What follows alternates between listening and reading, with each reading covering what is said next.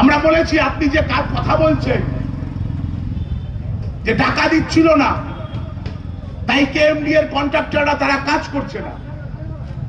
6 কোটি টাকার একটা কাজ ঘর থেকে 2-2.5 কোটি টাকা ঢালা যায়, তারপরে তো আর ঢালা যায় না।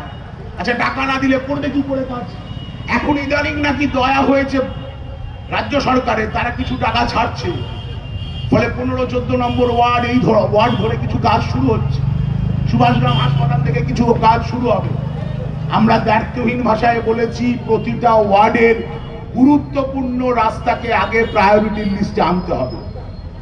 এবং আপনি যা করছেন, যা পারছেন না, যা আমাদের বললেন, আমাদের পৌরসভার গড়িয়া স্টেশন, সোনারপুর, মহামায়াতলা, বোড়াল, রাজপুর আর এই হরিনাবি, এই 6টা যদি সেন্টার ধরেন এই রাজপুর সোনারপুর পৌরসভার, এই 6টা সেন্টারে আপনাকে টাঙিয়ে দিতে হবে আপনি যা বলছেন সেই কথাগুলো।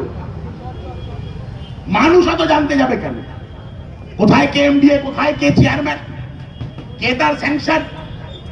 ভোট লুট করার সময় তো 2022 সালে আপনাকে দেখেছে পাড়ার মধ্যে, ওই করে সারাদিন ধরে ভোট লুট করেছে। সিপিএম কে বুথ অফিসে বসতে দেন, পুলিং এজেন্ট হতে দেন, আর তারপরে ডিজে বাজিয়েছে নির্বাচনের পর। আর এখন কেএমডিএ দেখালে হবে? তাহলে দেখাবেন, তাহলে পোস্টার লিখতে হবে, আপনাকে নোটিশ টাঙাতে হবে প্রতিটা বড়োতে, আমি কেন পারছি, কেন পারছি না।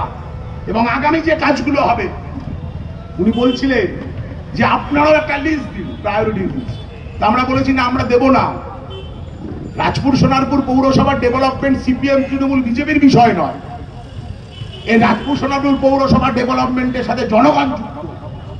তাহলে আপনারা যে প্রায়োরিটি লিস্ট ঠিক করবেন, তার প্রশ্নে আমাদের কিছু প্রস্তাব থাকতে পারে, আমরা সেই প্রস্তাব পাঠাতে পারি।